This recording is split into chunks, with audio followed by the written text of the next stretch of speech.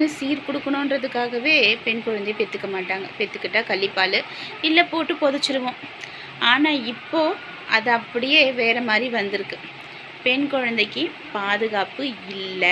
ஆனா, நம்ம பெண் உரிமை, பெண் சுதந்திரம், பெண் போராட்டம், அவங்களுக்கு விடுதலை குடுக்கணும். அப்படி இப்படி சொல்லி சொல்லி கடைசியில எங்க கொண்டு வந்து விட்டுருக்கோம் தெரியுமா? 2 வயசு குழந்தைங்களுக்கு கூட பாதுகாப்பு இல்லாத ஒரு சூழ்நிலைய நம்ம கொண்டு வந்து விட்டுருக்கோம். அந்த 2 வயசு குழந்தைக்கு என்ன தெரியும்? அது எங்கேயாச்சும் போவறதுக்கோ, வர்றதுக்கோ முடியுதா? இல்ல. ஏன்னா, அது கூட ஒரு தாய் இருக்கணும். இப்ப தாய்ங்களே தான் குழந்தைங்களுக்கு பேயா இருக்கிறாங்க நெறையா இடத்துல. வெறும் ஆண்கள் மட்டும் இல்லங்க, பெண்களும் சேர்ந்து தான். ஏன்? ஆசைகள். அதிக அளவு ஆசைகள், ஆடம்பர ஆசைகள். நகை செய்யணும், வீடு கட்டணும், கார் வாங்கணும், லக்ஸரியாக வாழணும், நம்ம வாழ்க்கை நமக்கு மெயினு, யாரும் நமக்கு ஒரு குறை சொல்லக்கூடாது, எல்லா பொருளும் இருக்கணும் அப்படின்னு நம்ம ஆசைப்பட்டு ஓடுறதுனால தான் இந்த அவல நிலைமை.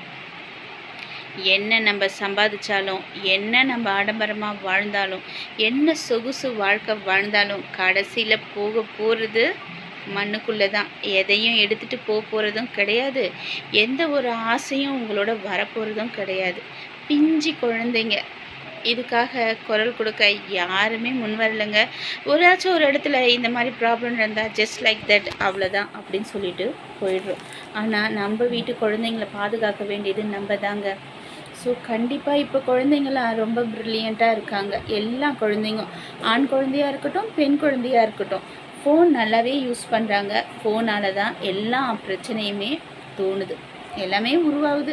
நம்ம படிக்கிறதுக்கு குழந்தைங்களுக்கு கொடுக்குறோமோ இல்லையோ, அவங்க கெட்டு போகிறதுக்கு ஃபோனை முழுமையாகவே கொடுக்குறோம். காரணம், நம்மளை அவங்க டிஸ்டர்ப் பண்ணக்கூடாது, நம்மளை அவங்க எதுவும் கேட்கக்கூடாது, நம்ம அவங்கள எந்த ஒரு இதுக்கும் இம்பார்ட்டண்ட்டு தொல்லை பண்ணக்கூடாது அப்படின்னு சொல்லிட்டு என்ன பண்ணிடுறோம், ஃபோனை நம்ம கொடுத்துட்றோம். 2வது ட்ரெஸ்ஸிங்கு. ஆமாங்க, ட்ரெஸ்ஸிங் பண்ணுறது ரொம்பவே இப்போது கலாச்சாரம் மீறினது. அதை விடுங்க. இப்போ நான் ட்ரெஸ்ஸிங்க்கு நீட்டாக போடுற ட்ரெஸ்ஸுன்னு நிறையா இருக்குது, அழகாக போடுற ட்ரெஸ்ஸு நிறையா இருக்குது. ஆனால் நம்ம பெண் குழந்தைங்களுக்கு நம்ம ட்ரெஸ்ஸிங்க்கு என்ன சொல்லித்தரோம்? டைட்டாக ஒரு லெகின்ஸு, அது மேலே ஒரு டிஷர்ட்டு, கேட்டாக்கா ஃப்ரீயாக போடணுங்க, ஃப்ரீயாக இருக்கணும் அப்படின்னு நம்ம ஃப்ரீடம் கொடுக்குறோம். நம்ம குழந்தைங்களுக்கு நம்ம ஃப்ரீடம் கொடுக்குறோம். பார்க்குறவங்க கண்ணுக்கு அது எப்படி இருக்குது? அதுவும் இப்போ குழந்தைங்க வயசுக்கு மீறிய மெச்சூரிட்டி, வயசுக்கு மீறிய வளர்ச்சி, இதெல்லாம் இருக்கிறப்போ என்ன ஆகும் இந்த சொசைட்டியில்? அதுவும் இல்லாமல் சினிமா, எந்த சினிமாவும் ஒழுங்கான கண் பார்வையில் இல்லை. எல்லாமே இப்போ ரொம்பவே ஹார்மோன்ஸை பேலன்ஸ் பண்ணுற அளவுக்கு இருக்குது. யாரையும் நம்ப முடியல, எங்கேயும் நம்ப முடியல.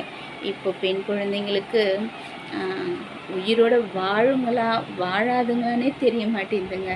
குழந்த பிறக்கிறது ஒரு பெரிய கஷ்டம் அப்படின்னாக்கா, பிறந்த குழந்தைய பாதுகாக்கிறது ரொம்பவே கஷ்டங்க.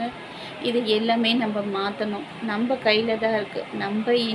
நம்ம இனத்தை நம்ம தான் பாதுகாக்கணும். நம்ம குழந்தைங்கள நம்ம தான் பாதுகாக்கணும். அதுக்கு என்ன பண்ணுறது? யாரும் நமக்கு குரல் கொடுக்க மாட்டாங்க. எந்த ஒரு இடத்துல இருந்தும் பெண் குழந்தை பாதுகாப்புக்காக வரமாட்டாங்க. ஆனால் நம்ம தாங்க நம்ம பெண் குழந்தைங்கள பாதுகாக்கணும். ஸோ குழந்தைங்களுக்கு எல்லா விஷயத்தையும் சொல்லி கொடுங்க. ஆனால் சொல்லி கொடுக்குறப்போ அவங்களுக்கு சேஃப்டியான விஷயத்தையும் சொல்லி கொடுங்க. மெயினாக முடிஞ்ச அளவுக்கு பெண் குழந்தைங்களை யார் வீட்லேயும் விடாதீங்க, யாரை நம்பியும் விடாதீங்க. உங்கள் பாதுகாப்பில் விடுங்க.